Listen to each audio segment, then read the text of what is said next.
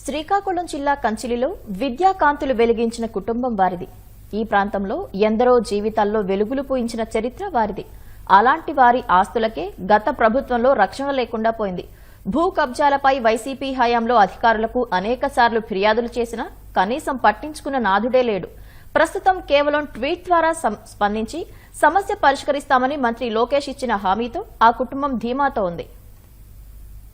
శ్రీకాకుళం జిల్లా సోంపేటలో 1950లో చరణ్ సింగ్ కుటుంబం వ్యాపారం నిమిత్తం స్థిరపడింది. ఆ తర్వాత చరణ్ సింగ్ జిల్లాలోని పలు ప్రాంతాల్లో భూములు కొన్నారు. ఇలా కంచిలి గ్రామంలోనూ ఆయనకు ఆస్తులున్నాయి. ఇందులో నుంచి 4 ఎకరాలు పాఠశాల నిర్మాణానికి దానం చేశారు. ఈ స్థలంలో నిర్మించిన జేఎంజే పాఠశాలలో ఓ బ్లాక్ కు చరణ్ సింగ్ పేరు పెట్టారు. చరణ్ సింగ్ చనిపోయిన తర్వాత ఆయన వారసులు ఉద్యోగాలు, చదువుల రీత్యా వివిధ ప్రాంతాలకు వెళ్లారు. ఇది అదనుగా చరణ్ సింగ్ ఆస్తులపై అక్రమార్కుల కన్ను పడింది.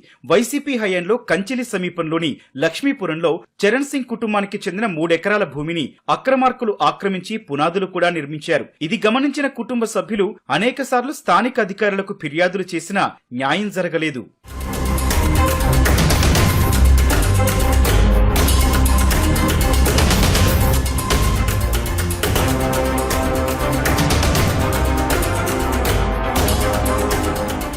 We are the only Sikh family in the whole of Srikakulam district. Father-in-law family వాళ్ళందరూ 50s లో నుంచి ఉన్నారండి, ఇక్కడ కంచిలిలోనే ఉన్నారు. ఇట్లా నాకు న్యాయం కోసం మా భూమికి ఇట్లా మళ్ళీ వస్తాను అని ఊహించలేదు ఎప్పుడు నేను. భూమి గురించి కాదండి, ఇది మా కుటుంబ వారసత్వం గురించి, వాళ్ళ ఫ్యూచర్ గురించి అండి. ఇది చాలా వాల్యుబుల్ ల్యాండ్స్, కానీ ఇక్కడ అంతా ఎంక్రోచ్మెంట్స్ అయ్యి ఉన్నాయి. కానీ ఇప్పుడు మా పిల్లల కోసం మేము చండీగఢ్ వెళ్ళిపోవాల్సి వచ్చింది. ఇక్కడ మాకు కంచిలిలో ల్యాండ్స్ ఉన్నాయి, లక్ష్మీపురంలో ల్యాండ్స్ ఉన్నాయి, అన్ని ఎంక్రోచ్మెంట్స్ అయ్యి ఉన్నాయండి. A person like me who has registration documents, adangal, mutation, FMB, passbook, we are not getting justice. So how can we ensure justice for other people?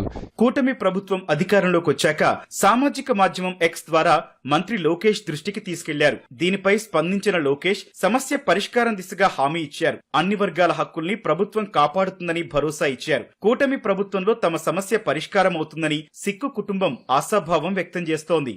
మేము కంప్లైంట్స్ ఇస్తూనే ఉన్నామండి. ఒక 2-3 years నుంచి రెగ్యులర్ గా కంప్లైంట్స్ వెళ్తున్నాయి. MRO గారికి ఇచ్చామండి, వాళ్ళందరికీ ఇస్తూనే ఉన్నాము, కానీ ఏది ప్రాబ్లమ్ సాల్వ్ అవ్వలేదు. ఇప్పుడు చాలా చాలా థ్యాంక్స్ నారా లోకేష్ గారికి, because he has intervened in to this thing and the work has started. They are trying to help us now.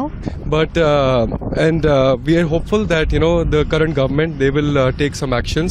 I got a call from Joint Collector sir. He has assured me, and I'm very grateful for his assurance and his immediate support. And I believe that with this current government and with the new laws like the Land Grabbing Act they are building, we will see a change, and Andhra Pradesh will lead by example.